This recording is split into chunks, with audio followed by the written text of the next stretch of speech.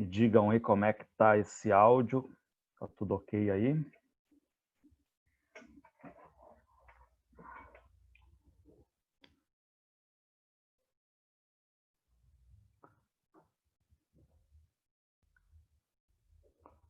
Alô, alô, alô, alô, alô, alô.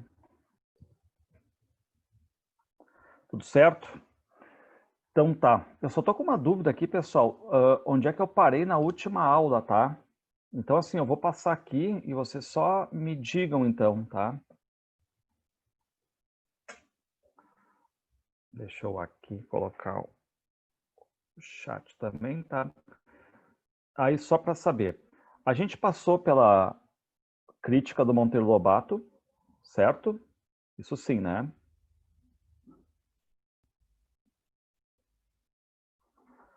Tá. A briga aqui. Eu cheguei a falar, eu cheguei a entrar na Semana de Arte Moderna. Passei disso, tá. Eu falei o que aconteceu nos jornais.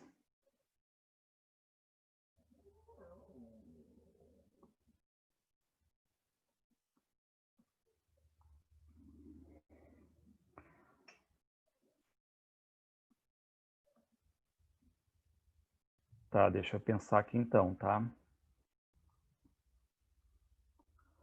Tá, então eu vou falar hoje sobre a semana, tá?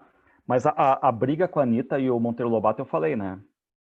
A briga em si, o que aconteceu nos jornais, tá. Então tá.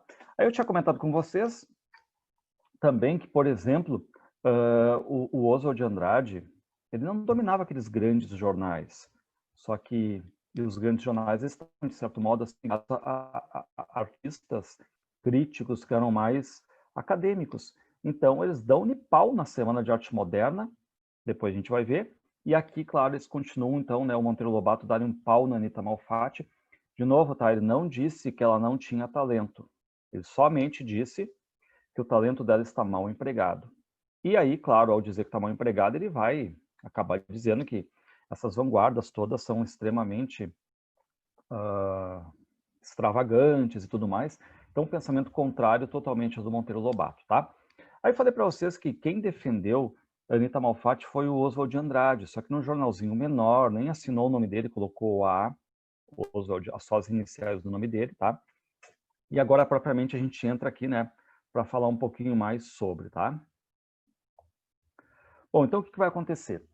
A gente entra em 18, tá? Em 18, a produção da Anitta Malfatti começa a ficar entre altos e baixos. Reparem, ela já tinha feito uma primeira exposição em 14, não tinha muito ibope, e a segunda dela, que foi maior, 53 obras, o Monteiro Lobato pegou no pé, obras foram devolvidas, enfim, né, aquela situação toda de uma artista que foi uma produção entre altos e baixos. Por quê? Porque tem um olhar desconfiado da crítica agora para ela, dizendo que, enfim, né, é uma mulher vanguardista, que deveria estar num caminho mais acadêmico e tudo mais. No meio do caminho também, vocês tinham que lembrar disso, porque a gente já passou pelo Monteiro Lobato, que vai lançar na corrida 18, 19 e 20. Ele vai lançar o Urupês em 1918, o Cidades Mortas e o Negrinho em 20. Então, na corrida, ele vai ter um sucesso todo lançando 3 livros de contos e vai vender muito. Então, reparem, quem é que está por cima ali é o Monteiro Lobato. É aquele grupo que a gente chama de pré-modernismo que está ali bem, né? Essa é a verdade. Enquanto isso, o Oswald está virando bacharel em Direito, tá? E aí, quem resolve remexer na briguinha 2 anos atrás é exatamente o Monteiro Lobato. Monteiro Lobato lança esse livro ali, o Jeca Tatu, Ideias de Jeca Tatu, uma coletânea de crônicas que ele já tinha feito para os jornais. Então, tipo, eu escrevi umas 300, vou pegar 50 melhores, vou colocar no livro. E ele recupera aquela mesma que ele criticou a Anitta Malfatti. E aí o Oswald está à loucura, né? Quem é Monteiro Lobato para estar ditando regra, isso e aquilo, tá? E aí o Oswald de Andrade sabe, eu tenho que achar mais gente, não adianta ficar só eu, Mário, Menotti Del Picchia, Anitta Malfatti, que agora está, enfim, né, escanteadinha ali, eu tenho que achar mais. Então ele vai achar o Victor Brecheret, que depois vai estar na Semana de Arte Moderna, inclusive fez, né, o Monumento aos Bandeirantes, aquela questão toda em São Paulo, ele é muito badalado. Muito bem. E aí nós temos em 1920 a ideia da Semana de Arte Moderna. A ideia da Semana de Arte Moderna é feita pela Marinette Prado, que era esposa francesa do Paulo Prado.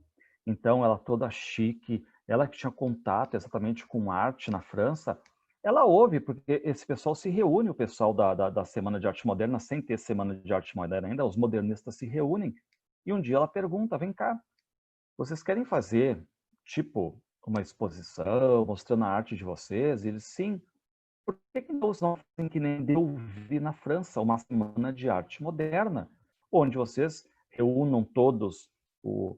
Porque a arte, né, não é só literatura, então pega aí pintores, escultores, poetas, romancistas, músicos, tá? E aluguem alguma coisa e façam essa coisa acontecer. E aí o Oswald, o Mário, liga a receita certa. Reparem que a Semana de Arte Moderna teria tudo para sair em 1920, porque a ideia está lançada. Só que eles pensam melhor, eles querem fazer uma coisa para impactar. E qual é o pensamento deles? Olha, 1922 vai ter o centenário de independência do Brasil. Então, quando todo mundo está olhando aquela data importante, os 100 anos de independência, a gente vem e coloca a nossa independência cultural. Então, a gente usa o ano de 1922 para lançar as luzes de uma independência cultural. Porque, para eles, aquela ideia de que o Brasil, tudo bem, está independente, mas independente politicamente. Agora, culturalmente, não. Para eles, eles vão olhar toda aquela cultura ainda, né? Assim, muito enraizada, muito ainda faltando o modernismo sendo colocado ali, tá? Ainda muito acadêmica, tá? E aí eles entram em contato com o Grupo do Rio. O Grupo do Rio tem o Álvaro Moreira, o Di Cavalcante, que assinava com Edi, né? Ele botava o E. O pai do Chico Buarque, olha aí, ó, o Sérgio Buarque de Holanda, que depois vai trabalhar uma revista lá no Rio de Janeiro. O Sérgio Buarque de Holanda, o pai do Chico, não esteve presente na Semana de Arte Moderna, porque ele acompanha tudo do Rio, tá?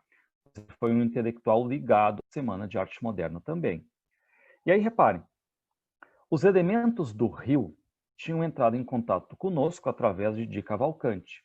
Ele nos tinha revelado um músico estranho que tocava piano num bar e compunha coisas espantosas.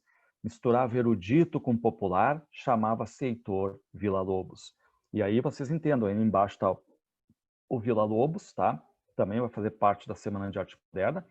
E em 21 vem um problema que depois vai virar no modernismo, que é o Graça-Aranha, tá? É um problema. Ele está bem aqui na ponta direita aqui, tá? O Graça-Aranha, porque o Graça-Aranha, ele tinha feito um livro chamado Canaã, um livro ainda com aquelas questões todas do naturalismo. Então, um livro, de certo modo, assim, calcado em teorias passadistas e tudo mais. Tinha muita coisa a ver com o modernismo. Só que o Graça-Aranha voltou da Europa e voltou com um cartaz gigantesco. E ele está brigado com a Academia Brasileira de Letras. Então, ele tem lá o grupo dos acadêmicos, que fazem parte da Academia Brasileira de Letras, ele é um da academia, mas ele vê aquele outro grupo, modernista, experimental, e aí ele tenta entrar nesse grupo, e aí, de novo, o Oswald de Andrade não queria a presença do Graça-Aranha. Só que eles vão dizer, Oswald, por que não? Porque este cara não sabe nada de modernismo, é chato. O livro dele, Canaã, é muito badalado e tal, mas ninguém leu. É um livro ruim, tá? Oswald, nós precisamos dele. Porque, digamos assim, colocando o Graça-Aranha ao nosso lado, fica muito mais fácil a gente aparecer nos jornais. Nós temos um nome de peso do nosso lado. Contra a vontade do Oswald, eles colocam Graça-Aranha, tá? E realmente o Graça-Aranha depois vira assim uma pedra no meio do caminho dos modernistas. Ele quer se achar depois, pasmem, ele chega, sabe, às portas da Semana de Arte Moderna e já quer sentar na janela, já quer se achar o paizão do movimento. Tanto é que depois o Oswald meio que chuta a bunda dele, tipo, vai, some daqui, né? Por quê? Porque o Graça-Aranha, depois da ideia toda germinada e tudo mais, ele quer sentir o paizão ali do movimento, tá? E não tinha muito a ver mesmo com o movimento, mas ele vai estar na Semana de Arte Moderna, tá? Muito bem. Aqui o René Tollier. Turma, você sabe, né, que em qualquer lugar existe, em qualquer campeonato, até a gente pensar assim, em futebol, um time vai ser campeão, tu vai estar dando uma olhada muito mais quem foi o artilheiro, quem é que é o camisa 10. Tu não vai ficar muito preocupado em quem é que é o lateral direito, tá? A mesma coisa, sei lá, num programa de televisão. Tu não está pensando quem é que é o roteirista, quem é que é o câmera que está por trás ali. Mas dentro de um grupo, você sabe que cada um tem uma função, mas vai ter o protagonista. Não adianta, né? Vai pegar uma banda, tá lá o cantor sendo protagonista. Aqui, no caso, você sabe, os protagonistas são Oswald e Mário de Andrade. Não tem como tirar isso deles, tá? E o Oswald vai se fazer protagonista mesmo. Ele é o agitador, ele aparece de frente nas fotos ali e tudo mais. Só que aqui, eles pensam, o que a gente vai locar? A gente tem que ter um local que chame a atenção. E eu tinha falado para vocês que em 1911, São Paulo, então, tinha feito um teatro chamado Teatro Municipal de São Paulo, que ocupa uma esquina toda, todo em traços neoclássicos, um teatro que cabe em 1.523 pessoas, gigantesco, era o teatro top do Brasil, só recebia peças de Shakespeare, peças mais clássicas, e aí ele vai ser locado a partir de agora para fazer parte da Semana de Arte Moderna. Então, eles conseguem esse aluguel do Teatro Municipal por uma semana, tá? Reparem ali, então, esse René Taulier, ele, na verdade, ele vai acabar dizendo, né, que foi ele que locou o teatro. Reparem, ó, fui, por sugestão de Paulo Prado e Graça Aranha, mais do que um animador da Semana de Arte Moderna. Eu fui um empresário, aquele que depositou um pouco de dinheiro. Basta dizer que o Teatro Municipal foi cedido a mim, por alvará de 6 de fevereiro de 22, pelo então prefeito da nossa capital, o saudoso Washington Luiz. Se vocês olharem ali, turma, olha que curioso aquele certificado ali de aluguel do Teatro Municipal, tá?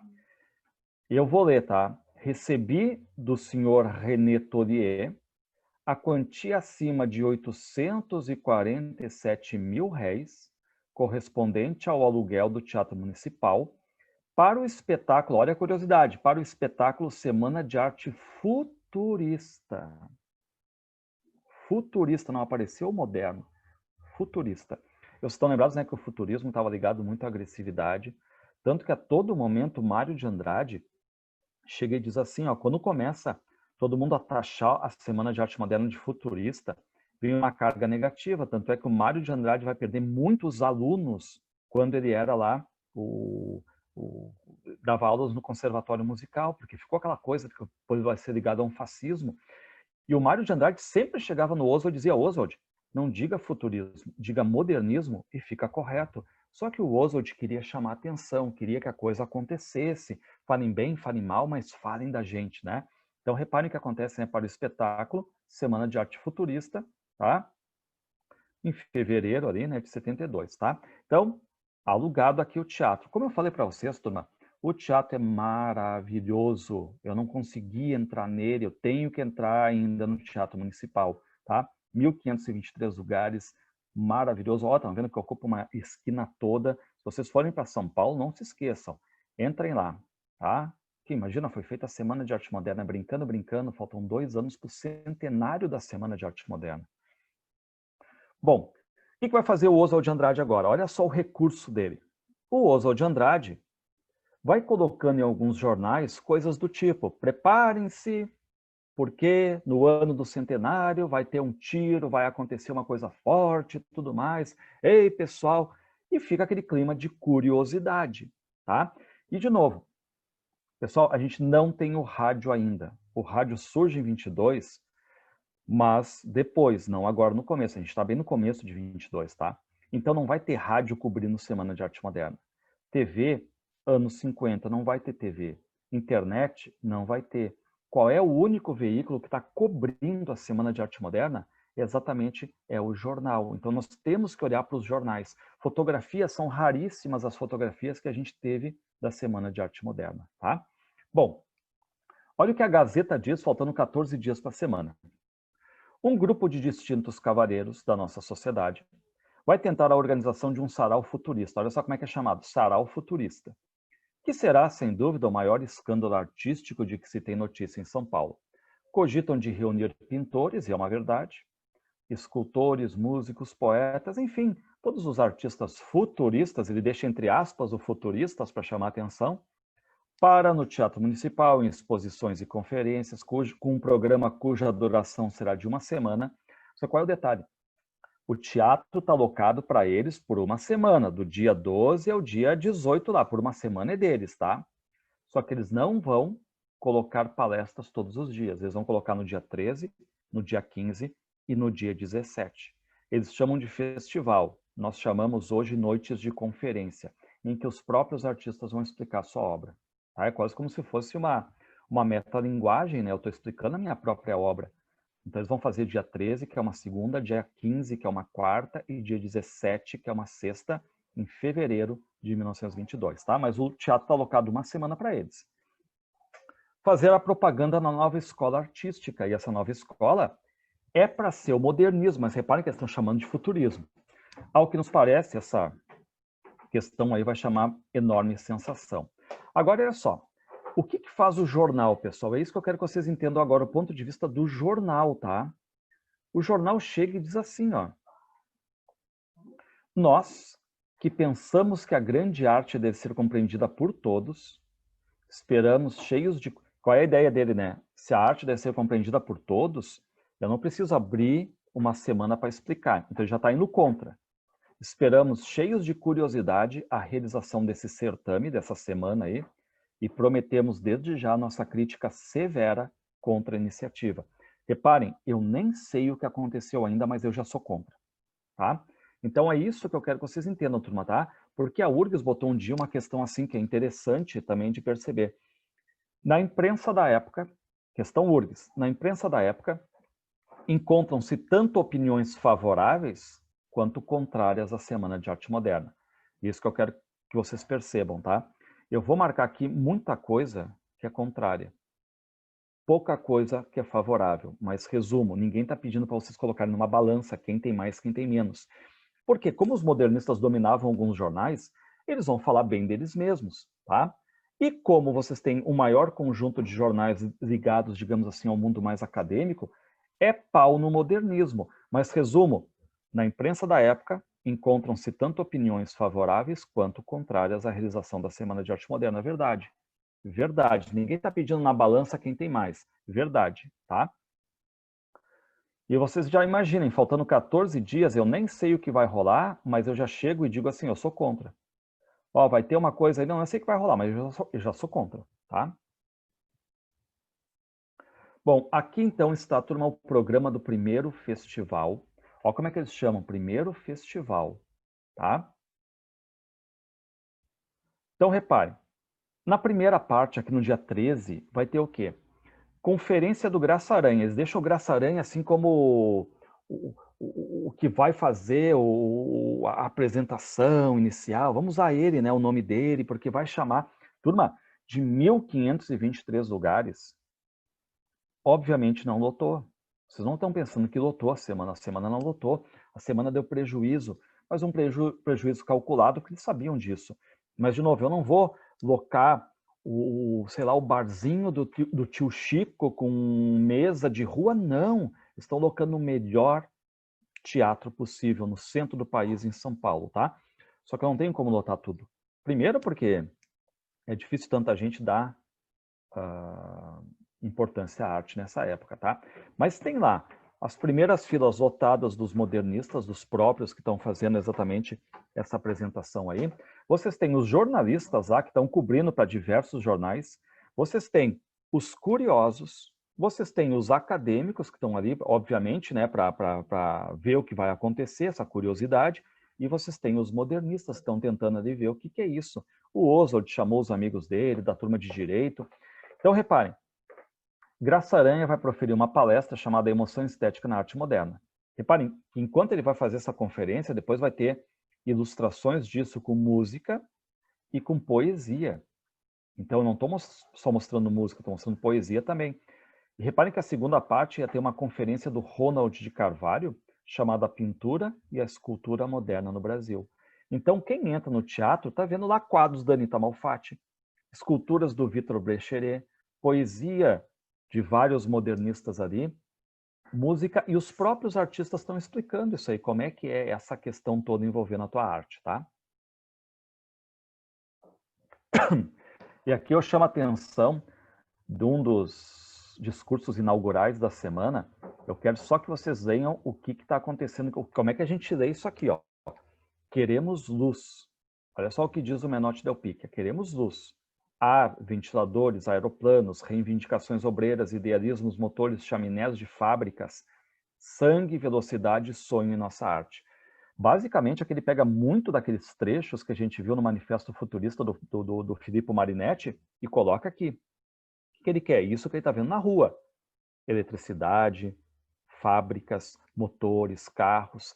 E aí ele faz uma brincadeira agora, tentando atingir os parnasianos. Olha o que ele diz, que o rufo de um automóvel, ou seja, que o barulho de um automóvel, nos trilhos de 2 versos, ou seja, na poesia, o tema do veículo na poesia, espante da poesia o último deus homérico. Quem é que usava deuses homéricos na poesia? Os parnasianos, tá? Então, reparem, se eu sou um parnasiano e estou ali, um acadêmico, e estou ali dentro, na Semana de Arte Moderna, paguei, estou ali dentro, vendo aquilo ali, e as pessoas estão, de certo modo, me ofendendo, começa a ter aquela questão toda. Alguns começam a chiar, alguns começam a vaiar um pouco, tá? Então, o Menotti Del Picchia já faz um primeiro momento, assim, uma espécie de provocação aos parnasianos, que não para por aí. Qual é o poema que eles vão aqui declamar? Os Sapos, do Manuel Bandeira. E os sapos, reparem, né? Enfunando os papos, saem da penumbra, aos pulos os sapos, a luz os desumbra. Ou seja, a luz, a mídia, né? Enfim, todo esse holofote, ele desumbra esses sapos parnasianos. O sapo tanoeiro parnasiano aguado diz: o meu cancioneiro, ou seja, a minha poesia é bem martelada. Vede como primo em comer os hiatos, que arte nunca rimos termos cognatos, os termos de mesma família. O Manuel Bandeira fez esse poema aqui, Os Sapos, para folgar na estética parnasiana, dizendo que os parnasianos gostam da arte pela arte e tudo mais. E quando esse poema é declamado, o Manuel Bandeira não foi porque ele tinha problemas de saúde. Então ele é declamado ali pelo Ronald Carvalho. E esse poema é declamado, e aí vocês já estão vendo que o embate está sendo claramente contra os parnasianos, a semana está indo contra os parnasianos. Só que anteriormente a gente viu que o simbolismo quis ir contra os parnasianos, só que o simbolismo não conseguiu, intelectualizou demais a poesia e não conseguiu fazer cosquinha nos parnasianos. E detalhe, Olavo Bilac está morto desde 18, só que ainda tinha aquela estética toda de metrificar, de rimar, de escolher os melhores termos, eu não rimar, eu escolher a rima, fazer uma rima rica. E o modernismo aqui está dando pau, provocando. Reparem que estão provocando abertamente aqui os parnasianos, tá? Bom, não deu muita polêmica, o primeiro não deu. O que aconteceu no jornal? Reparem, foi de noite, dia 13, e já no outro dia está aparecendo no jornal. Ó, o fato de ter sido muito anunciado despertou muita curiosidade, sobretudo porque se esperava ouvir nestes festivais coisas apavorantes, nunca ditas, nunca ouvidas, nem sequer imaginadas. Os próprios promotores da semana propiciavam que iam fazer revelações espantosas, estupidificantes, pois nada disso. Estes reformadores passaram a gozar da reputação de idiotas. Olha só o termo que eles usam na época, bem aberto, né? Chama os modernistas de idiotas. Reparem que antes o jornal já tinha dito, nós somos contra. E agora já vem com esse papo todo, olha, eles são idiotas, né? Enfim, passaram vergonha lá, apresentaram uma coisa ridícula e tal. Entendam, o que o Oswald está pensando? Falem bem, falem mal, falem da gente. Vai chegar uma hora que esses mesmos aí que estão criticando, esses mesmos que estão lendo esse jornal, vão pegar um poema que, segundo Oswald, é um poema que está lá atrasado 50 anos e vão pegar um poema modernista. E é aí que a gente vai vencer. Não é alguém falando que a gente não presta, mas quando o público pegar o nosso poema e ali se encontrar uma poesia mais simples, uma poesia mais ligada ao Brasil, uma poesia com um português mais simples também. Ó, Folha da Noite. Qualquer um desses modernistas se julga superior a um Shakespeare, a um Goethe. Por que fechar os museus? Ó, lembrem quem é que queria destruir museus e tudo mais? Era exatamente o futurismo. E estão reforçando questões do futurismo ali do Marinetti. Por que ofender os mortos? Pessoal, eles ofenderam Olavo Bilac. Ofenderam Olavo Bilac. Mas há espaço na terra para todos e no céu também. Então, a todo momento, aí as críticas no jornal. A gente chega no segundo festival. Pessoal, o segundo festival, ele vai pegar fogo, porque agora quem vai assumir e vai incendiar é o Oswald de Andrade, tá? Repare que a primeira parte, nós temos ali uma palestra do Menotti Del Picchia, e vai ter poesia e trecho de prosa com muita gente. Tá o Oswald, Luiz Aranha, Sérgio Milliet, Tácito de Almeida, Ribeiro Couto, Mário de Andrade, Plínio Salgado, Agenor Barbosa. Tem dança. E viram, né, que eu estou citando vários e vários aí que a gente basicamente vai esquecer. A gente vai ficar centrado aqui em Oswald e Mário, tá? Aí no intervalo, imagina, né? Intervalo, eu tô dando uma banda ali por dentro do teatro e eu vou ver uma palestra do Mário de Andrade no saguão do teatro. O Mário está ali palestrando. E a segunda parte, de novo, o Ronald Carvalho vai fazer a mesma, digamos assim, né? Conferência que ele fez sobre a pintura e escultura, e o Renato Almeida vai falar sobre a poesia. Então, todas as artes estão sendo explicadas. Imagina que maravilha, né? Está ouvindo da boca de quem próprio está produzindo a explicação da sua obra. Bom, por que pegou fogo aqui? Porque o Oswald de Andrade convidou todos os amigos dele da Faculdade de Direito e disse, olha, pessoal, quando eu estiver falando, sapateiem, batam, joguem coisas para dentro do teatro, façam um inferno, porque no outro dia eu quero ver a coisa acontecer. Os jornais todos têm que falar da nossa semana, senão é dinheiro mal empregado. A gente tem que aparecer nos jornais. Como é que eu faço para atingir o grande jornal? Eu tenho que aparecer no grande jornal. E aí, realmente, pessoal, quando o Oswald vai, ele pega lá um trecho do livro dele, Os Condenados, e começa a declamar. Ele fica provocando todo mundo, e aí, claro, todo mundo começa a patear, né, a bater o pé no teatro, a jogar coisas para dentro, tá? E aí, no auge, assim, da euforia, o Oswald de Andrade chega e diz assim, agora com vocês, o maior poeta do mundo, Mário de Andrade. E chama o Mário de Andrade, e cai aquela vai em cima do Mário de Andrade. E o coitado do Mário de Andrade, tipo, ele declamando poesia e pessoas assim a 5 metros dele gritando, chamando palavrão para ele e tudo mais. E passados 20 anos, quando o Mário de Andrade vai fazer um balanço do modernismo, o Mário de Andrade vai dizer, olha, eu acho que eu passei vergonha lá, porque assim, ó, eu estava declamando, tentando mostrar arte pro pessoal, e o pessoal gritando, me xingando, ninguém aí, ninguém ouvindo, né? Eu só fui porque o Oswald de Andrade estava ligado em 220. Se não fosse pelo amigo Oswald, eu não teria subido na Semana de Arte Moderna, porque fiz papel de bobo, diz o Mário de Andrade. Muito bem. E olha aqui o jornal aquele do Monteiro Lobato, olha o estado de São Paulo que diz, na última pagodeira da Semana Futurista, olha só o que diz, pagodeira, foi preciso fechar as galerias para evitar que o palco se enchesse de batatas. Pessoal, tudo tranquilo aí? Como é que tá o áudio? Tá tudo tranquilo aí? Só me deem um alô aí para ver como é que tá. Tudo tranquilo? Então tá, seguindo então aqui. O que diz a Folha da Noite? Foi como se esperava um notável fracasso a resta de ontem da pomposa. Pessoal, aquele adjetivo a gente não pode deixar de canto, tá? Pomposa. Ou seja, tudo eles fizeram no sentido de organização, fizeram todo um conjunto de o panfletinho, o caderninho, as apresentações, o melhor teatro locado, propaganda, então teve né, essa questão de injetar dinheiro ali. Tanto que muitos vão dizer né, que ela foi uma semana bancada pela elite paulistana, tá? Só que o que diz a Folha da Noite? Vocês já viram, a Folha da Noite está dando de pau, né? Dele pau e dele pau. Que melhor e mais acertadamente deveria chamar-se Semana de Mal às Artes. O futurismo tão decantado não é positivamente de futuro. No presente, diante da ignorância de tal semana por parte da sonolenta sociedade, ainda é possível que dê alguma coisa. Depois, porém, de conhecer a droga, que foi a semana, ninguém mais vai querer penetrar na boutique em que foi transformado o Teatro Municipal. E aqui, na última, que era o fechamento, tá? Não era aqui de literatura, o fechamento era com música, pessoal, tá? Então, na terceira e última apresentação, como eles vão chamar de festival, tá? Essas 3 apresentações eles chamam de festival. Ela é dedicada à música. E quem aparece ali é o Villa-Lobos. Só que, pasmem, tem um detalhezinho importante aqui, o Villa-Lobos, tá? O Villa-Lobos, ele não conseguia colocar sapatos porque ele estava com uma infecção no pé. Então, entendam, ele não consegue colocar sapatos. Aí ele chega e diz, o pessoal, vou ter que ir todo de sobrecasaca, a melhor roupa do mundo, de maestro e tudo mais, ok, formal absolutamente. Mas eu não consigo botar sapatos, então eu vou de chinelo. Pode soar estranho, mas eu vou de chinelo. Tudo bem. Turma, quando ele entra, o pessoal aplaude, mas começa também a pegar um princípio de vai assim. Por quê? Porque ele olhou para a roupa dele e estava de chinelos.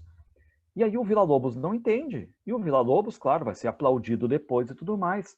Só que aí perguntam para ele, ô Villa-Lobos e tal, que atitude é essa, hiperfuturista, de roupa formal e chinelo, assim. E o Villa-Lobos, pessoal, ele dava nos dedos. O Villa-Lobos era aquele que mandava todo mundo para aquele lugar. Ele era extremamente estourado. O Villa-Lobos diz que futurismo, que eu tô com uma infecção no pé que eu não consigo nem andar, né? Enfim, vá a merda, né? Quem conta um pouco do Villa-Lobos, não sei se eu contei para vocês, é o Érico Veríssimo. O Érico Veríssimo, nos anos 40, quando a coisa está apertando aqui no Brasil, e o Jorge Amado tinha sido preso, o Érico Veríssimo tinha entrado com uma rixa com o padre Fritzen, do Colégio Anchieta, o Érico Veríssimo recebe um convite para dar aulas de literatura lá nos Estados Unidos, e o Érico Veríssimo vai. Foi a primeira vez, depois sozinho, ficou uns 3 meses, voltou, e daí ele leva a família, a mulher, os 2 filhos. O Luiz Fernando Veríssimo tinha 8 anos, tá? E aí, quando tá o Érico Veríssimo lá nos Estados Unidos, ele vira meio um faz-tudo.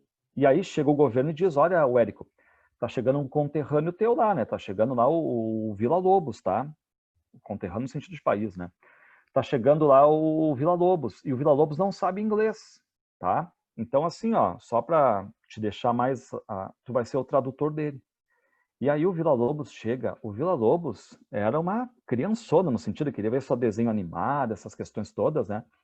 E o Villa-Lobos chega, e até confunde, o Érico Veríssimo conta isso, né, no Gato Preto em Campo de Neve, aquele livro de memórias dele, tipo um diário de viagem, e aí é um diário de viagem, e aí o Érico Veríssimo dizendo, né, chegou o Heitor Villa-Lobos, já estava indignado, né? Vem cá, quando é que vem os tambores e tudo mais que nos prometeram? Não, e o Érico tentando fazer aquela coisa meio campo. Não, olha só, Villa-Lobos, tá vindo, mas vindo, mas aí dizem que aqui é tudo pontual e não é pontual. E aí quando vem os tambores, o Villa-Lobos sabe como é que é o ouvido maestro, né? Cai um fio de cabelo no chão e diz a nota. E aí ele batendo nos tambores, essa aqui tá tudo desafinado. E aí o Érico tem que sempre tentar pegar essa quase que agressividade, os palavrões que o Villa-Lobos e tentar transformar em inglês uma coisa mais formal, né? O Érico passou por poucas e boas aí com o Villa-Lobos nos Estados Unidos. Muito bem. E aí, reparem, agora, olha só que curioso. Este Hélios, que vocês estão vendo ali que assina, é o Menotti Del Picchia. É o pseudônimo do Menotti Del Picchia. Ou seja, olha essa coisa curiosa, né? Eu sou um modernista que estive na Semana de Arte Moderna, eu escrevo para o Correio Paulistano e eu quero falar bem da Semana de Arte Moderna, ou seja, eu vou falar bem de mim mesmo. Para isso, eu assino com Hélios. Menotti Del Picchia assina com Hélios. Então, aqui vocês têm uma notícia que fala bem dos modernistas. Pois, que curiosidade, né? Feita por eles mesmos. De um lado, artistas de fama faziam versos, recitavam trechos de prosa, enchiam o ambiente de harmonia, os modernistas. De outro lado, os conservadores, acadêmicos, alguns indivíduos que chegaram a envergonhar o gênero humano por dele conservarem apenas o aspecto, ladravam e cacarejavam. Então aqui vocês têm, né? Só para não dizer que eu não trouxe nenhum pedaço que fala bem, eu trouxe um pedaço que fala bem deles mesmos. Turma, ó, 3 coisinhas agora para a gente já pegar, tá? A primeira delas, Semana de Arte Moderna. Tem questões que depois eu vou mostrar para vocês. A Semana de Arte Moderna limitou-se a poesia. Falso. Poesia, literatura, ó, teve romance, tá? Teve música, teve dança, teve escultura, teve pintura. Falso. Arte, Semana de Arte. Segundo, quando perguntarem para vocês se fez uso ou não de vanguardas europeias, vocês vão dizer que sim, o futurismo está impregnado aqui, tá? A Anita Malfatti, expressionismo, impressionismo, cubismo, sim, usaram vanguardas europeias. Terceiro, a imprensa da época noticiou tanto coisas favoráveis quanto contrárias à realização da semana. Sim, aqui no caso quem fala bem são os próprios, mas eles falam, tá? Olha o Jornal do Comércio. A Semana de Arte Moderna está para acabar. É pena porque, com franqueza, Se do ponto de vista artístico aquilo representa o definitivo fracasso da escola futurista, como divertimento foi insuperável. Olha só o que ele está dizendo, não acabou. Foi só semana e terminou, né? Não teve mais nada, tá? Terminou, foi um enterro. Muito bem. Aqui vocês têm a foto clássica da Semana de Arte Moderna. Não sei se vocês já conheciam essa foto ou não. Tá? Essa é a foto aqui da comissão organizadora da Semana de Arte Moderna. Então, aqui, por exemplo, ó, quem é que eu botei na flechinha aqui em primeiro lugar sentado? Oswald de Andrade. Tá ele ali, né, como o símbolo maior, o Oswald de Andrade. Olha quem está ali, que eu botei, o Mário de Andrade. Tá? São os dois grandões ali. Vocês vão encontrar o Graça Aranha, o René Torier, enfim. Mas no caso aqui nos interessa os dois de Andrade, que é o que a gente vai estudar. E aqui, pessoal, agora, tá? Eu vou abrir aqui um áudio, que eu acho muito legal esse vídeo aqui, tá? Que foi daquela minissérie Um Só Coração. Então, eu vou passar aqui para vocês. Eu acho maravilhoso para a gente encerrar essa parte aqui da semana, tá? Deixa eu ver aqui. Se eu consigo abrir aqui.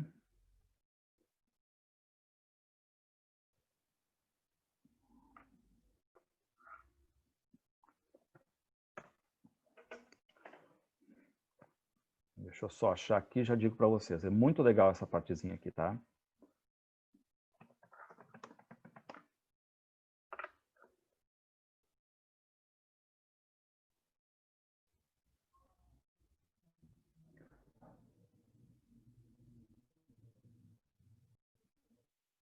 Deixa eu voltar aqui.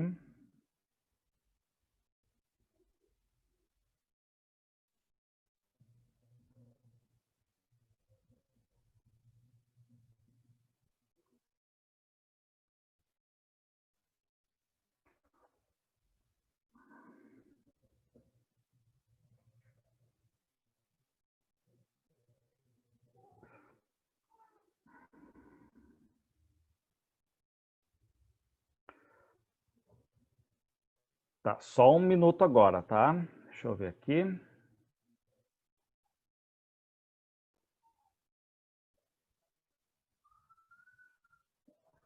Tá aparecendo para vocês aí, pessoal?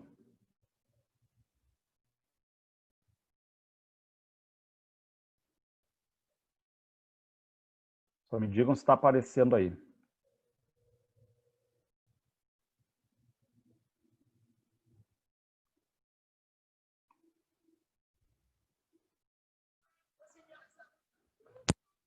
Eu vou tirar o áudio agora para vocês ouvirem aí.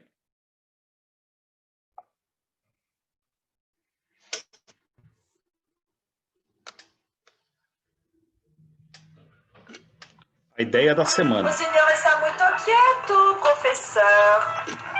Esse é o Mário. Ali é o Paulo Prado. Estava pensando no amor. E essa aí é a Marinete Prado, a que vai dar a ideia da semana, reparem. A coragem que dá aos amantes. Eu sei, em vez de pensar Ó, o Oswald. no amor, não penso numa maneira de nós subvertermos a mentalidade artística dessa cidade. Claro, tá certo. Desse jeito, tá vai. Por que vocês não fazem um evento parecido com a Semaine des Fêtes Ludovic? Que tem exposição de pintura, tem audição musical, tem declamação de poesia, tem... Estou falando alguma tolice, mon trésor? Não. Madame, a senhora acaba de me dar uma grande ideia. Pronto. Está resolvido. Nós vamos fazer uma semana de arte moderna. Aonde? Bom, eu posso conseguir o Teatro Municipal. C'est très chic. Se não nos cederem graciosamente, eu organizo um grupo de amigos abonados para pagar o aluguel do teatro. Vê que barbada, né? Se não, eu consigo aí, ó, o teatro do rapidinho. Então aqui é a ideia, tá, pessoal? A ideia seria 1920. Aí o Lobato, olha o Lobato.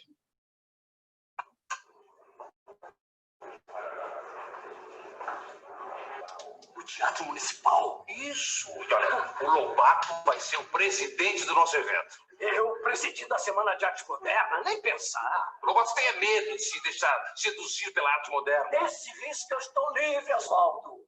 Quando vocês fizerem a Semana de Arte Brasileira, pode me convidar. Ou tipo o Policarpo Quaresma, né? Chega! Ele não chama nem de Oswaldo, ele chama de Osvaldo. Olha o Graça Aranha. Até que enfim você chegou. Mesdames et messieurs, acabei de chegar do Rio e trago uma Vocabulário notícia rebuscado dele. Oswald odeia ele. 2 milhões de sacas de café para a França. Você formidável. Você vendeu milhões em sacas do meu café ao governo francês? Pronto! Agora que o Paulo Prado ficou ainda mais rico, ele vai patrocinar sozinho esta Semana de Arte. Moderna. C'est très, très bien. Excellent, mon chéri. Olha a notícia que chega pro Oswald agora. Olha só que tri. Vão dizer que o Graça Aranha tá aí. Adivinha quem está na cidade? O Graça Aranha. Olha, como a senhorita Boêmia está presente, vou responder em francês. Chama merda! O que você tem contra o Graça Aranha? O homem é um diplomata, escritor conceituado. Daria um bom presidente para nossa semana. O Di tem toda a razão, Oswaldo. Não é, Guilherme? O Graça Aranha é uma excelente indicação. Tem boas relações. E nós precisamos trazer gente do Rio de Janeiro. Senão o Brasil não tem conhecimento da semana. Viu? Tudo por propaganda, né? Olha o Villa-Lobos. Adivinhe quem eu trouxe do Rio de Janeiro. Olivia, Villa-Lobos. reze para eu ter condições de participar desse festival. Eu mal estou podendo calçar os sapatos. Mas então fala de chinelos. Ai, Villa-Lobos em pessoa no palco do Municipal. Nunca mais São Paulo será a mesma depois dessa semana. Eu espero, Lívia, eu espero. Não contem comigo. Ô, Anitta. Eu não vou ser mais uma vez o saco de pancadarias da imprensa dessa cidade. Qual é o sentido de se fazer um festival de arte moderna, sem a artista que nos revelou o expressionismo, Anita Malfatti? E quem gosta de expressionismo, além de você e o Mário? Então vamos sacudir a miopia, vamos sacudir o provincianismo. Eu não quero sacudir mais nada. A única coisa que eu quero é que vocês me deixem sossegada. Olha, uma grande artista como você não precisa de sossego, precisa de efervescência, turbulência para criar. Você é rico, Oswaldo. Você é rico, não tem nada a perder. Eu não posso arriscar a minha reputação de artista nessa aventura. Em nome da nossa amizade, da admiração que nós temos por você. Ela gostava muito do Mário de Andrade e o Mário consegue levar ela. Grande sabido afeto que eu tenho por você. Por favor, junte-se a nós. Eu vou escolher algumas delas. Não se esqueça do Homem Amarelo. Eu não faço por você. Olha que lindo o teatro, pessoal. Olha que lindo.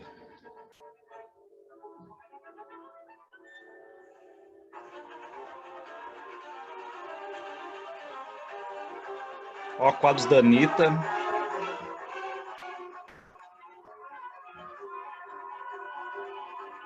A estudante russa ali. O dorso. O Homem Amarelo, que o Mário pediu. No dia 13 de fevereiro, a Semana de Arte Moderna estreou no Teatro Municipal de São Paulo, alugado por R$ 847 mil, com alguma expectativa e curiosidade. Muita gente estranhou que o músico tivesse cedido sua mais imponente casa de espetáculos para acolher tamanha extravagância. Isso aqui é Ana Paula Orozzi, não sei se vocês lembram dela. Olha só, olha o que é a acústica do teatro. Esse é o Graça Aranha que vai discursar. Para muitos de vós, esta curiosa e sugestiva exposição que gloriosamente inauguramos hoje é uma aglomeração de horrores. Aquele homem amarelo, aquele carnaval alucinante, aquela paisagem invertida. Se não são obras da fantasia de artistas zombeteiros, são seguramente desvairadas interpretações da natureza e da vida. Bravo, Graça Aranha! Bravo! Não está terminado o vosso espanto. Muitos horrores os aguardam. Uma poesia liberta. Uma música extravagante. Poesia liberta, irão viram? revoltar aqueles que reagem movidos pelas forças do passado. Pois que venham! Deixa eu só dar uma pausa aqui. Pessoal, tá tudo ok aí? Estão ouvindo? Deixa eu ver aqui como é que tá. Tudo tranquilo? Tá. Eu vou continuar aqui, tá? Porque o videozinho é legal. Agora vem a parte do Oswald, tá? É muito legal essa partezinha aqui. Eu acho que serve para ilustrar também, tá? Um pouco assim, né? O que a gente viu.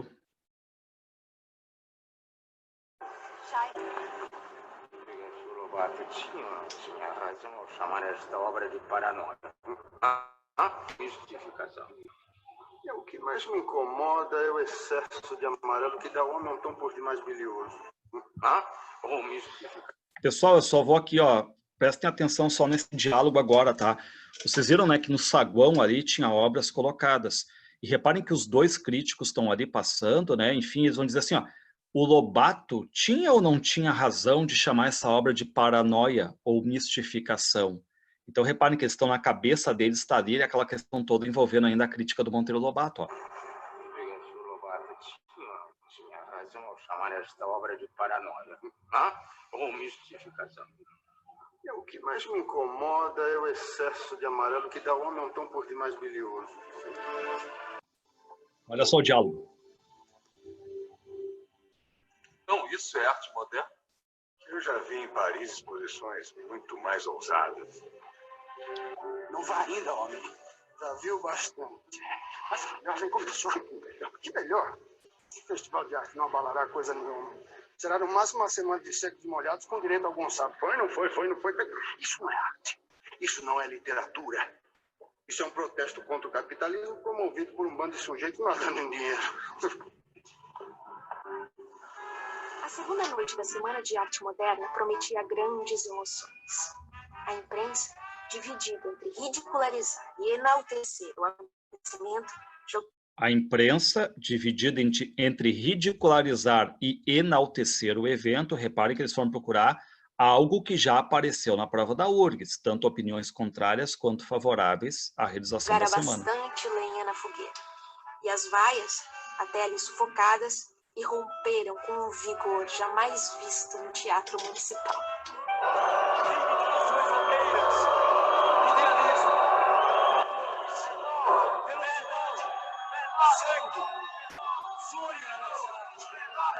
E que o rosto nos trilhos dos homens célebres, distante da poesia, o último deus homérico.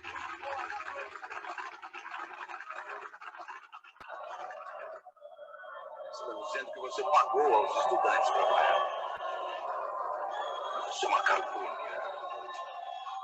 Alma havia regressado naquele instante. Olha o Oswald agora, olha o pessoal jogando coisas no palco. Anita Malfatti lembraria anos depois que quanto mais a vaia subia, mais calmo e feliz ficava Oswaldo de Andrade lendo um trecho do seu romance Os Condenados. Sua voz suave, mas de registro intenso, foi aumentando de volume até terminar tudo o que queria dizer. Os velhos morrerão! Sim! O futuro começa hoje! E aí a frase do Mário, né? Os velhos morrerão, o futuro começa hoje. Deixa eu botar aqui de novo o fone. Então aí, pessoal, era só para fazer, né, essa espécie aí de ilustrar, né, enfim, com cenas lá do Teatro Municipal. Sabe que eu estava até brincando, né, quando eu fui lá para São Paulo, o teatro estava em reforma e não dava nem para entrar. Eu queria entrar, sentar e não dava. É engraçado que quando eu fui lá eu não consegui. Aí vocês viram que a Globo vai lá e consegue. Por que será? Né? A Globo vai lá e consegue, né? Enfim, pessoal, deixa eu mostrar para vocês essa caixinha aqui que saiu. Saiu um tempo já, tá? Mas daqui a 2 anos essa caixinha vai valer muito, porque é uma caixinha chamada Caixa Modernista. Não sei se vocês conseguem ver aí. Caixa Modernista, tá? E aí tu abre aqui essa Caixa Modernista. É uma edição especial que teve sobre o modernismo. Então tu abre aqui a caixinha modernista, né? E reparem o que ela traz. Deixa eu marcar aqui e mostrar para vocês. Ela traz, por exemplo, ó, aquele cartaz ali que eles reproduziram no pessoal sentado, com o que tinha ali, ó, o programa do festival, em escala menor, ó. Então eles trazem aqui tudo o que aconteceu, todas as obras que foram expostas. Aí tu pega aqui, ó, a pintura Anita Malfatti. Anita Malfatti, tá vendo aqui, ó? Anita Malfatti, ela levou 20 obras. Anita Malfatti, 20 obras que ela expôs. Naquela segunda exposição dela foram 53. Ela cedeu 20 obras aqui, tá? Então, um catálogo aqui mais específico sobre... Aqui tem sobre a revista de antropofagia, por exemplo. Tem várias fotos. Aqui depois um pouco da Tarsila, que a gente vai ver a Tarsila depois, que ela entra depois no modernismo. Na verdade, ela está na França agora, né? Mas daqui a pouco ela já volta, em 22 mesmo, e vai fazer o chamado Grupo dos Cinco, com Oswald, com Mário, com Vitor Brecheret. Então, os modernistas ali, tá? Então, umas reproduções bem legais aqui da Semana de Arte Moderna. É um movimento que eu gosto bastante. Então, deixa eu voltar aqui. Voltando para os nossos slides, tá? Então, assim, pessoal, ó, como eu vou mandar para vocês o slide, tá? Opa, deixa eu voltar aqui. Quando vocês olharem esse link aqui, é o link daquele videozinho que eu passei para vocês, tá? Se vocês quiserem rever ali, mas é fácil, é só colocar Um Só Coração, que é o nome da minissérie, e Semana de Arte Moderna. Vai aparecer um vídeo de uns 9 minutos, tá? Agora vamos lá, vamos para uma questão aqui, pessoal, tá? Uma questão que apareceu no Enem. Ó, apareceu no Enem. Diz assim, ó. Após estudar na Europa, Anita Malfatti retornou ao Brasil com uma mostra que abalou a cultura nacional do início do século XX. Elogiada por seus mestres na Europa, Anita se considerava pronta para mostrar seu trabalho no Brasil, mas enfrentou as duras críticas de Monteiro Lobato. Com a intenção de criar uma arte que valorizasse a cultura brasileira, Anita e outros modernistas buscaram libertar a arte brasileira das normas acadêmicas europeias, que eram reproduzidas no Brasil, o academicismo, né? Valorizando as cores, a originalidade e os temas nacionais. Já vou colocar aqui direto, né? Esse é o gabarito, pessoal, tá?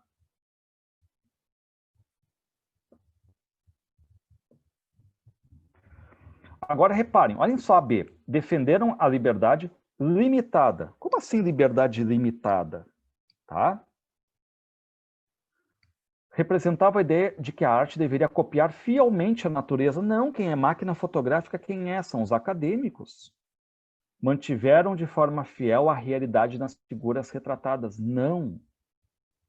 Buscaram a liberdade na composição de suas figuras, respeitando limites de temas abordados. Eu acho que aquela palavrinha-chave do modernismo chamada liberdade, o Enem bem trabalhou aqui usando palavras limite e limitada, que não tinha nada a ver. Copiar fielmente a natureza e retratar de forma fiel a realidade é academicismo, tá? E aqui reparem, sobre a exposição Anita Malfatti, que muito influenciaria a Semana de Arte Moderna, Monteiro Lobato escreveu um artigo intitulado Paranoia ou Mistificação. A gente já passou por esse aqui, eu não vou repetir, tá? Mas é aquele de duas espécies, uma que é acadêmica, outra que é vanguardista e tal. Aí a pergunta era a seguinte, ó. Qual destes quadros se encaixa na crítica exercida por Monteiro Lobato? E eu pergunto para vocês agora, qual desses quadros aqui se encaixa na crítica do Monteiro Lobato? Olha só, na A tu tem acesso a Monte Serra Santos, na B um vaso de flores, na C Santa Ceia, e a D Nossa Senhora Auxiliadora e Dom Bosco, e a E a Boba. Então olha só, o Monteiro Lobato não está querendo criticar aquelas obras que são acadêmicas. Detalhe, eu acho que o Enem esqueceu de colocar isso, tá? Todas estas obras que aqui estão são da Anita Malfatti. Todas elas. Só que são quadros mais que a gente chama aqui, tem 4 quadros que a gente chama que a Anita sabia pintar de forma acadêmica. Lembrem, ela dizia, ó, ela disse para o Oswald, se só tu e o Mário gostam de impressionismo, como é que eu vou viver? Então, ela fazia uma paisagem como acesso a Monte Serra, ela fazia um vaso de flores, vendia como água, uma Santa Ceia vende como água, uma imagem de Nossa Senhora vende como água. Só que são quadros mais acadêmicos. Quem é que era o quadro que destoava aqui? Era o quadro A Boba. Tá? O quadro A Boba. Muito bem. Voltando para o nosso modernismo a partir de agora, turma. Qual é o lema da Semana de Arte Moderna? O lema é esse aqui, ó. Nós não sabemos o que queremos. Aí reparem, quando tu chega e diz assim, nós não sabemos o que queremos, tu fica perguntando, tá, mas só um pouquinho. Por que que a gente usa uma frase, nós não sabemos o que queremos? Porque os modernistas vão fazer, a partir de agora, experimentalismo. Só que eles sabem muito bem o que não querem. Nós não sabemos o que queremos, mas sabemos o que não queremos. Não queremos mais academicismo. Tchau, parnasianismo. Tchau, academicismo. Tá, e o que que vocês vão construir? Não sei. A gente vai chutar para tudo quanto é lado e vamos ver se alguma coisa encaixa. E realmente, pessoal, foi muito disso, né? De chutar muito para qualquer lado, porque do que vai sair do modernismo mesmo, a gente vai ver. Os poemas do Oswald são muito legais. O Macunaíma, do Mário de Andrade, é muito legal, tá? Então, de certo modo, a gente tem isso aí.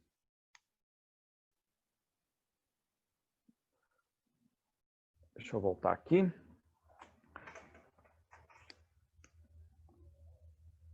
As questões são mais ou menos assim, tá? Primeiro lugar, o que eu falei para vocês? A gente não passou ainda por essa aula, tá? Mas vocês têm que lembrar, quando aparece Enem, o Enem, ele frisa bem, ele costuma fazer uma coisa meio Monteiro Lobato, o Enem. Ele costuma dividir aquelas características, o que é uma arte acadêmica, e ela não está entrando em consideração ali, depois ela pode até entrar, né? Se é uma arte acadêmica do Renascimento, do Barroco, do Neoclassicismo, do Realismo, do Naturalismo, ok. Mas você tem que diferenciar uma arte acadêmica de uma arte que a gente chama, né, vanguardista. E dentro das vanguardas vocês têm, né, impressionismo, expressionismo, cubismo, enfim, todos aqueles ismos que a gente viu, tá? Mas, de certo modo, um detalhe tem que estar na ponta da língua de vocês. Copiar, produzir, imitar a natureza tal qual ela é, como um conceito fotográfico, está sempre para o academicismo. Não combinaria com o modernismo, tá?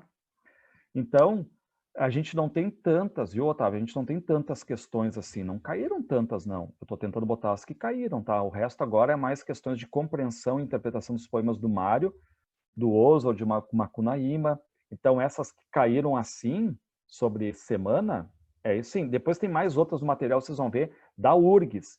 Mas aí eu não botei agora, por quê? Porque ela vai falar de Oswald, vai falar de manifestos, vai falar do Mário de Andrade, vai falar da Tarsila também. Então, quando a gente passar por aí, tem mais umas 5 questões que eu coloquei ali para a gente trabalhar, da URGS e do Enem também, versando sobre semana, não só sobre Semana de Arte Moderna, mas também sobre outras coisas, que às vezes eles colocam, né? Semana com não sei o quê, um trechinho de uma ali sobre a semana. A URGS, em 2015, ela pegou e colocou 3 questões sobre modernismo. Ela nunca tinha feito mais isso aí, 3 questões, tá? E depois deu uma pausa. Mas é engraçado que lá na URGS ela botou, né, que a briga entre Anita Malfatti e Graça Aranha, vocês já tinham que marcar errado ali, né, que era Anita e Monteiro Lobato, tá? Mas vamos continuar aqui. Toda vez, eu peguei, viu, Otávio, eu peguei essas 2 questões aí que são as que tem no mercado. Depois não apareceu mais sobre briguinha de Semana de Arte Moderna, tá? Não apareceu mais. Era isso aí.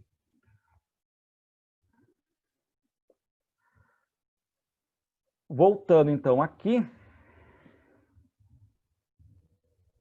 Deixa eu diminuir aqui.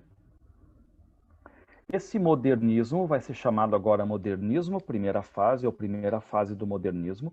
Ele vai de 22 a 30. E é uma fase que eles vão chamar de combativa, heróica ou destrutiva. Tanto é que é mais chamado de destruição, é a fase heróica. Aqui tinha uma grande tarefa, combater o parnasianismo. Porque vocês estão lembrados, o parnasianismo chegou, dominou 10, 20, 30, 40 anos, vem o simbolismo, tenta destruir, não consegue ter efeito. Então, quem vem e destrói o parnasiano é a primeira fase, a Semana de Arte Moderna. Mas a Semana de Arte Moderna é um evento, tá? E vocês tinham que estar ligados nos antecedentes da Semana de Arte Moderna, aquele caminho lá do futurismo, da briga do Monteiro Lobato com a Anita, porque esses são chamados de antecedentes da Semana de Arte Moderna. Aí vocês têm um evento que coroa o modernismo, que é a Semana de Arte Moderna. E aí as picuinhas, as fofocas todas dentro e tudo mais, tá? A reunião de artistas, São Paulo, Rio, bem unidos aí nesse mundo, tá? Só que, turma, o que eles vão pedir? Guardem essa palavra, liberdade. Vocês viram o que o Enem atacou? O Enem está tocando, quando o modernismo da primeira fase fala em liberdade, o Enem está vindo com a palavra limite. Ah, é uma liberdade limitada, é uma liberdade entre aspas. Não! A liberdade ela vai atingir 3 formas aqui, tá? Forma, conteúdo e linguagem. Vamos parar para pensar. Quando a gente analisa a forma de um poema, eu pergunto para vocês, pessoal, vamos analisar a forma do poema da Florbela Espanca. Aí vocês vão dizer, Sônia, eu estou vendo, é um soneto, forma fixa, 2 quartetos, 2 tercetos. Eu estou vendo aqui que ele é decassílabos, ou seja, tem uma metrificação rígida de decassílabos. Ó, ele tem rimas AB, AB, AB, AB, CDE, CDE. Ok, eu olhei a forma. Aí eu pergunto para vocês, tá, pessoal, agora vamos sair um pouco da estética, da forma, e vamos mais para o mundo semântico, mundo de conteúdo. O que está querendo dizer? Aí se a gente pegar, por exemplo, lá os parnasianos, os caras estão com a cabeça lá na Grécia. Agora, qual é a semântica, o conteúdo dos poemas modernistas? Cotidiano, coisas simples, prosaicas que estão acontecendo no Brasil. Eu estou totalmente vinculado ao meu Brasil. E aí a gente vai agora para uma outra esfera. Eu pergunto para vocês, tá, pessoal, vamos ver a linguagem. Olha, a linguagem parnasiana é extremamente formal, ou seja, é a norma padrão, é como eu escrevo redação, eu tento sempre colocar a linguagem melhor do mundo, tá? Tá, e como é que vai ser a linguagem modernista, pessoal? Acúmulo de coloquialismos, neologismos, que são palavras criadas por eles, tá? Eu vou descer um degrau da linguagem. Eu vou me aproximar, então, de uma coisa mais da fala. Ou, propriamente, vou me aproximar mais do que a música já estava fazendo. E aí a poesia não poderia fazer, porque a poesia respirava academicismo. E a partir de agora o modernismo vem com essa nova linguagem, tá? Uma linguagem muito mais simplificada. Tanto é verdade, qual é o lema do Oswald de Andrade? Olha só, vocês podem estar olhando aí para a tela, tá? O Oswald de Andrade diz assim, ó, tentem perceber o que ele quer dizer. Oswald dizia assim, a gente escreve aquilo que ouve e não aquilo que ouve. A gente escreve aquilo que ouve e não aquilo que ouve. Ele selecionou essa frase, ele não falou por falar, porque ele queria deixar bem colocado aí o ponto de vista dele. Olha o que ele está querendo dizer, a gente escreve aquilo que ouve, o que o ouvido detecta, ou seja, linguagem, e não aquilo que propriamente aconteceu. Eu não preciso fazer da minha literatura uma literatura de realidade. Eu posso inventar, mas eu tenho que respeitar muito essa linguagem que eu ouço no dia a dia, nas ruas, esse coloquialismo. Então, olha só que interessante, né? Porque se eu perguntasse para vocês aqui, pessoal, qual é o conceito de Oswald quanto à literatura, vocês vão dizer linguagem. Direto, eu estou vendo aqui linguagem, tá? Ele vai usar pra, perguntou. A partir de agora, ele vai usar isso aqui na poesia. Não que ele vai ser o primeiro, tá? Longe disso. O Policarpo Quaresma já tinha usado, o Lima Barreto já tinha reduzido um pouco a linguagem, já existiam regionalismos, mas aquilo que vão fazer a partir de agora, a todo momento, vai acontecer no modernismo. Então, vou pegar aqui o Oswald de Andrade, turma, tá? Muito legal que o Oswald de Andrade é um dos autores que eu gosto muito, né? Ele, por muitos, assim, ele vai ser taxado de grande agitador, mas ele foi mais do que isso. Ele foi um grande escritor, o Oswald de Andrade, tá? Bem ou mal, como falei para vocês naquela carta que ele manda lá para a academia, né? Bem ou mal, ele que vai ditar para a nova geração esse caminho de como se faz uma literatura despregada de normas, totalmente aberta, totalmente liberdade. Se eu quero fazer um poema de 3 versos, eu faço. Se eu quero fazer de 50, eu faço. Se eu quero fazer sem rima, eu faço. Se eu quero usar qualquer linguagem, eu faço. Então, totalmente aberto a uma liberdade. Não existe limite aqui nele, como o Enem quer colocar. Não tem limite, tá? É liberdade completa, total. Forma, que é a estética, a linguagem, tá? E o conteúdo, essa semântica toda colocada aí. Então entendam, né? Semanticamente, sintaticamente, formalmente, tudo há uma liberdade a partir de agora no modernismo. Eu tirei as amarras, as algemas, as agarras que tinham toda a nossa poesia, na nossa literatura. Eu desamarrei a poesia. Pessoal, o Oswald, estão vendo, né? Eu divido ele em poesia, romance, teatro e manifestos. Para nós vai ser mais importante agora manifestos e poesia. Por quê? Porque o teatro dele, o Rei da Vela, pô, teatro é para ser colocado em palco. Se não está colocado em palco, não precisa ter. E sabe quando é que ele vai ser colocado, esse Rei da Vela, no palco? Vai ser colocado 30 anos depois, em plena Tropicária, em plena ditadura brasileira. 30 anos depois essa peça vai ser encenada, tá? Romances dele, ele tem romances experimentais. Dificilmente a URGS ou até professores de vocês vão chegar na Semana de Arte Moderna e vão dizer, ó, pessoal, leitura para vocês, tem que ler o Memória Sentimental de João Miramar ou ler o Serafim Ponte Grande, tá? Difícil. Agora, ele tem poesia, que a gente vai trabalhar agora, uns poemas interessantíssimos, tá? Ele tem ali o livro, né, o Poesia Pau-Brasil, o primeiro caderno do aluno de poesia Oswald de Andrade, e os manifestos, que é o Manifesto da Poesia Pau-Brasil e o Antropófago. Então, vamos passar aqui. Falando de Oswald, ó, nacionalismo crítico. Pessoal, isso é importante, o nacionalismo crítico. A partir de agora, ele quer reescrever a história do Brasil, mas uma história verdadeira. Por isso que a todo momento ele vai colocar aquela questão das 3 raças. Ele vai colocar o Brasil fruto do índio, do negro e do branco a todo momento. Ele vai fazer paródia, intertextualidade, brincar com o texto dos outros, reescrever esses textos aqui. E não é igual ao futurista, por exemplo, que, não, literatura do Brasil do passado, coloca tudo no museu e queima tudo. Falso, o Oswald leu todos, isso que eu tiro o chapéu para eles, né? Eles leram todos os antigos e vão repaginar esses antigos, ou seja, onde houve falha, eu vou tentar melhorar. A linguagem mais informal, mais solta, como queiram, uma aproximação da fala, uma coloquialidade. Poema piada, a todo momento ele quer fazer brincadeira, humor. Uma linguagem telegráfica. E olha só que coisa estranha, né? Uma linguagem telegráfica. Não sei se você se lembra como é que era o telégrafo, mas o telégrafo era extremamente simplificado. Então, se eu falar hoje 2020 linguagem telegráfica, pode soar a vocês como uma linguagem totalmente arcaica, mas não. Porque no telégrafo, por exemplo, se estivesse pegando fogo, vamos pensar assim, pegando fogo no curso, um telégrafo tu colocava apenas as palavras principais. Urgente, fogo, curso. Quer dizer, com 3 palavras tu tentava sintetizar tudo aquilo ali. Então, a linguagem telegráfica para nós entra como uma linguagem de síntese, sintética. Poucas palavras, falo muito, tá? Pessoal, agora é Enem direto na veia. Quem sabe o Oswald sabe o Enem, tá? O Oswald é o doutor Enem. Me desculpe, mas esse é o doutor Enem. Título, Vício na Fala. É como se o Oswald estivesse caminhando e vendo trabalhadores conversando. Olha o que ele diz. Para dizerem milho, dizem mil. Não dizem milho, dizem mil. Para melhor, dizem mió. Para pior, pior. Para telha, dizem teia. Para telhado, dizem teiado. E vão fazendo telhados. Ou seja, continua o seu trabalho, tá? Repare que não tem nenhum ponto, não tem nenhuma vírgula. Isso não interessa para o Oswald. A ausência de pontuação é muito comum a partir de agora. Porque o que lembra a pontuação, cada qual colocada no seu lugar? Norma padrão acadêmica, e eles não querem isso. Pronominais, que já caiu 500 mil vezes. Ele está brincando com a colocação pronominal. Aí você sabe, né? A gente vai para Portugal.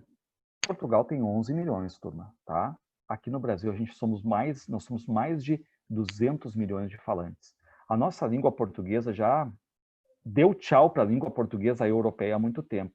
Vocês abrem hoje um Word no computador e vai perguntar se o Word é português BR ou português europeu, tá? Nós temos o nosso modo de falar. Gramáticas já são construídas do português brasileiro contemporâneo, certo? E uma das coisinhas que a gente mais usa na fala é o pronome no começo de frase, naquela posição próclise, tá? Só que, claro, o que o Oswald vai dizer? Olha só, dê-me. Ele está colocando aquela posição de ênclise. E o título é pronominais, eu tenho que me ligar nisso, né? Tá dando spoiler ali, eu vou aproveitar essa informação para mim. Dê-me um cigarro. E aí, de repente, tu tá espantado. Mas eu não falo assim. Quem é que fala assim? Diz a gramática do professor e do aluno e do mulato sabido. Muito bem. Quem é que fala assim? A gramática, o professor, o aluno e o mulato sabido. Agora vem o mas. O mas sabe que aquele X gigantesco é uma oposição, um contraste, um dualismo. Ele chega e diz, mas o bom negro e o bom branco da nação brasileira dizem todos os dias.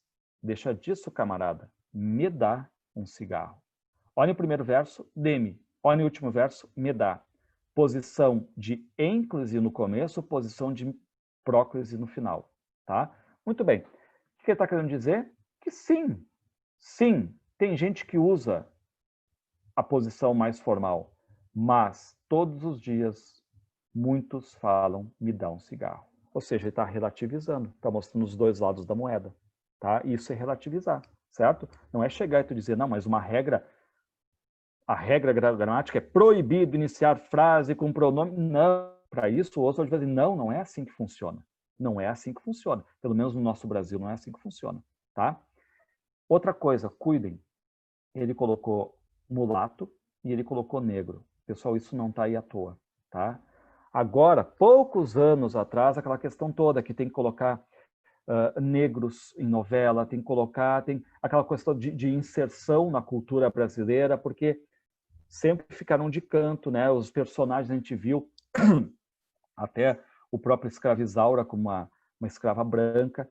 O Oswald, desde 22, está colocando isso, incutindo dentro da poesia. A Tarsila vai colocar na questão dela, o Macunaíma, são as 3 raças. Pessoal, desde 22, os modernistas pensam um Brasil de verdade crítico. Não aquilo que o Alencar fazia, que era botar índio e português, e dizer que aquilo era a essência do Brasil, tá? Como ele fez no Iracema, quando ele fez no Guarani. O Oswald já faz isso aqui desde 22. Vocês cuidem as intertextualidades dele, tá? O que é intertextualidade? Ele vai conversar com textos já feitos. Olha a Canção do Exílio aqui. Então, lembraram da Canção do Exílio? Minha terra tem palmeiras, onde canta o sabiá? Foi escrito em pleno romantismo. O Brasil era escravocrata. E o que aconteceu? O Gonçalves Dias não falou uma vírgula sequer sobre escravidão. Ah, o Oswald não vai perdoar. O Oswald diz, minha terra tem palmares. Ó, Zumbi dos Palmares. Minha terra tem escravidão. Tá? Os pássaros daqui não cantam como os de lá. Tá? Porque, e aí o que ele pega? Pássaro, lembra, né? O passarinho, dá aquela noção também de liberdade que é voar, e o passarinho preso, lembra a escravidão também, tá? Então, olha o Oswald, ele recria poema e coloca crítica. Ele pegou os meus 8 anos do Casimiro de Abreu, trouxe para uma coisa mais dele, de infância, tá? Mas também fez, olha só que audácia dele. Ele pegou os 2 maiores poemas do romantismo, que é a Canção do Exílio, do Gonçalves, e o Meus 8 anos do Casimiro, e fez intertextualidade, conversando entre os 2 textos de forma crítica.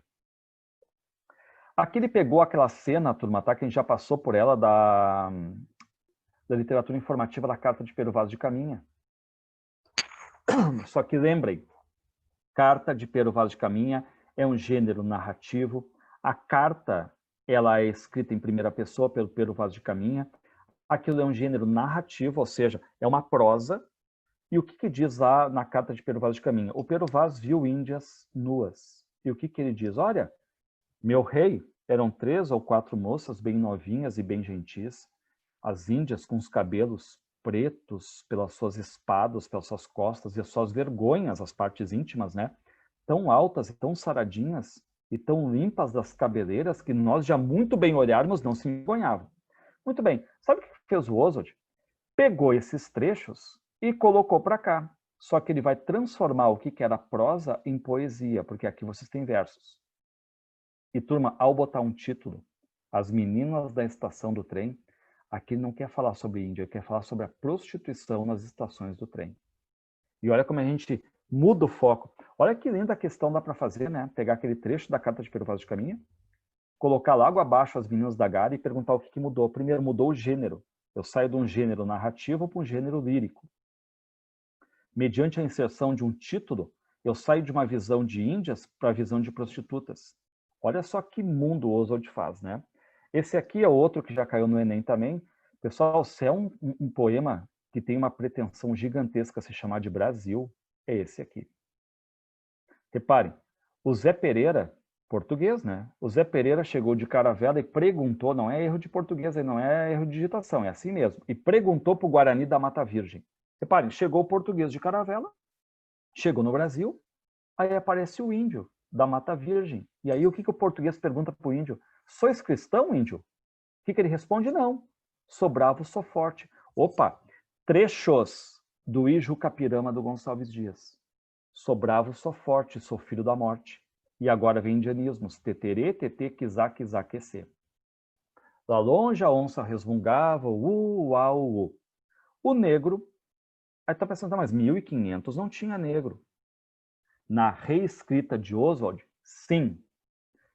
O negro zonzo saído da fornalha tomou a palavra e respondeu: sois cristão? Sim, pela graça de Deus. Olha como ele vai puxar a turma africanismos. Canhem babá cum cum. Parem tudo agora aí. Como é que é o nome do poema? Brasil. Como é que o Brasil hoje é conhecido? 3 raças, né? E a fusão de tudo isso aí, certo? Aqui está bem explícito isso aqui, as três tipos de língua. Estão vendo, né? Que tem o indianismo, o africanismo e tem a língua portuguesa. E, pessoal, todos eles, todos os 3 com cultura muito diferente, culturas diferentes. E aí a gente pode pensar, tu vai misturar isso, vai dar errado. E qual é a visão do Oswald? Não, juntos fizeram o carnaval. Ou seja, qual é o resultado de toda essa mistura aqui? Um carnaval, o maior símbolo de cultura brasileira, tá? Então, reparem que um poema Brasil, curto, pequeno, como ele é importante, como ele é bonito de fazer uma questão, tá? E aí o Enem já trabalhou essa questão, dizendo que apesar de ter muita coisa diferente ali, né, culturas diferentes, línguas diferentes, nós temos o quê? No final, essa receita dá correta, dá certo, ficou legal, fizeram o carnaval. Ó, poema piada. Quando o português chegou debaixo de uma bruta chuva, vestiu o índio. Que pena! Fosse uma manhã de sol, o índio tinha despido o português. Olha que brincadeira, né? Aquela questão que hoje a gente está usando uma roupa por ter essa herança toda cultural, europeia e tudo mais, porque o índio andava nu. Agora o que ele diz, quando o português chegou debaixo de uma bruta chuva, estava chovendo. Vestiu o índio. Que pena! E esse que pena, na análise do discurso, você sabe, né? O eu lírico está se inclinando para o lado do índio. Que pena, porque se fosse uma manhã de sol, é o índio que tinha pelado o português. Lembra daquela linguagem que eu falei para vocês, telegráfica? Eu acho que melhor se explora aqui no Capoeira. O título é Capoeira, já aparece o primeiro personagem. E esse personagem capoeira diz quer, não é quer, com R, quer apanhar soldado. Reparem que soldado ali é o vocativo, não tem uma vírgula ali. Estou pouco me lixando para as vírgulas de vocativo, ó. Quer apanhar soldado, o capoeira está provocando o soldado. O soldado diz o quê? Quer apanhar? E aí a gente tem automaticamente, como se fosse uma coisa cinematográfica, a cena. Os dois estão brigando, pernas e cabeças na calçada. Não sei quem ganhou, mas eu já tenho aqui essa espécie de provocação do capoeira com o soldado. Repare que o poema é muito curto, 3 versinhos só. Um dos personagens eu só reconheço pelo título. E para a gente encerrar essa parte aqui, pessoal, tá? Eu coloquei aqui um trechinho do Memórias Sentimentais de João Miramar. Que ele é, na verdade, um romance de capítulos curtos, para ele botar capítulos curtíssimos, que qual é a ideia dele, né? Eu vou misturar prosa e poesia, de forma que ninguém vai saber se é prosa ou se é poesia. Qual era a ideia do Oswald? Eu vou inventar um termo, será? Vai ser proesia, mistura de poesia com prosa. Não deu certo, porque a gente sabe, né? Hoje a gente entra lá, a gente compra prosa, a gente compra poesia, mas ele tentou. Linguagem telegráfica, experimentalismo de linguagem, tá? É aquele que quer pegar uma cena de infância, gatunos, ladrões de crianças. Reparem, acho que todo mundo aqui já foi no circo, né? Olha só a emoção dele ao contar a questão do circo. O circo era um balão aceso, olha só, né? A lona do circo, né? Era um balão aceso. E o que uma criança pensa? Música e pastéis na entrada. Olha só, música e comida. E funâmbulos, cavalos, palhaços, ou seja, esses artistas, cavalos e palhaços desfiaram desarticulações risadas para meu trono de pau com gente ao redor. Aí vocês estão estudando língua portuguesa e dizem, não, só um pouquinho, senhor. Se eu perguntar para o sujeito quem é que desfiou, eu tenho 3 sujeitos. Funâmbulos, cavalos, palhaços, um sujeito composto, 3 ali, né? Enfim, 3 núcleos. Aí eu pergunto assim, eu não tenho que botar uma vírgula, já que eu estou repetindo a mesma função? Eu vou dizer para você, sim. Mas o Oswald está se lixando para isso. E funâmbulos, e parece que ele está pegando bem aquela linguagem de criança também, né? Que quer falar tudo. Parece que está vomitando as palavras assim. E funâmbulos, cavalos, palhaços desfiaram desarticulações. Ele poderia botar um e risadas, mas ele não botou. Para meu trono de pau. Olha só, trono de pau. Sabe o que é o trono de pau? Turma, é arquibancada. Tosca do circo. Mas para ele, é tão feliz essa imagem que ele chama de trono, como se ele fosse um pequeno reizinho ali, com gente ao redor. Esse gente ao redor é a plateia. Mas a cabeça dele está mais do que está sendo colocado no palco. Gostei muito da terra da goiabada, que é exatamente o circo, e tive inveja da vontade de ter sido roubado pelos ciganos. Olha que imagem bonita de uma cena que ele vê exatamente, né, nessa questão aí, tá?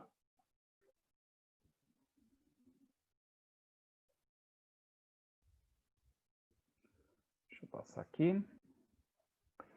E aí, para nós encerrarmos aqui, turma, tá?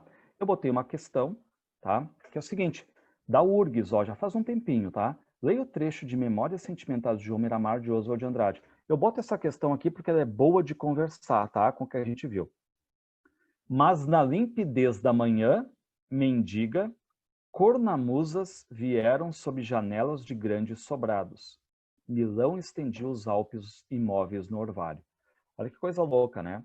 Mas na limpidez da manhã mendiga, é tipo uma adjunta adverbial de lugar, né? De tempo, vírgula, cornamusas, que são gaitas de fole, vieram sob janelas de grandes sobrados. Milão estendia os Alpes imóveis no orvalho.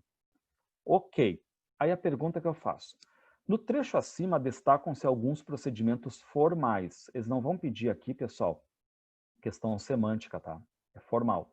Assinale com verdadeiro ou falso. O trecho constitui uma amostra da tentativa do autor de eliminar as diferenças entre prosa e poesia, tentando criar uma proesia. E eu acho que fica bem visto isso, porque até tenta um extrato mais sonoro, ó, cornamusas, todo conhece cornamusas, vieram sob janelas de grandes sobrados. Verdade. A passagem revela facetas do experimentalismo típico do modernismo brasileiro. Verdade também. A citação denota um forte teor nacionalista, avesso, ou seja, contrário às influências das vanguardas europeias. Falso, pessoal, porque eu estou usando vanguardas europeias. O texto apresenta neologismos, está no plural, ou seja, mais de um. Neologismos que passaram a fazer parte da linguagem poética do modernismo. O modernismo usou neologismos, mas aqui, limpidez, mendiga, cornamusas, que são gaitas de fole, eu até poderia ter uma dúvida sobre, mas não é nenhum neologismo, tá? Mas tentou pegar vocês por vocabulário aqui, mas não tem neologismo, falso. O fragmento concretiza uma linguagem telegráfica, sintética, rápida, vista como uma expressão adequada da vida moderna. Verdadeiro aqui, tá? Então eu parei nessa questão, pessoal, certo?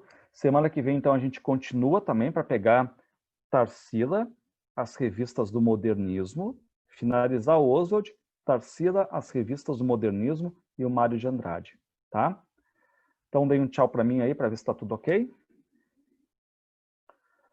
Até semana que vem, então, pessoal, tá? Ainda tem mais um detalhe. A gente vai ver o genial Fernando Pessoa. Genial Fernando Pessoa, tá? Até semana que vem, então. Grande abraço a todos aí, até semana que vem.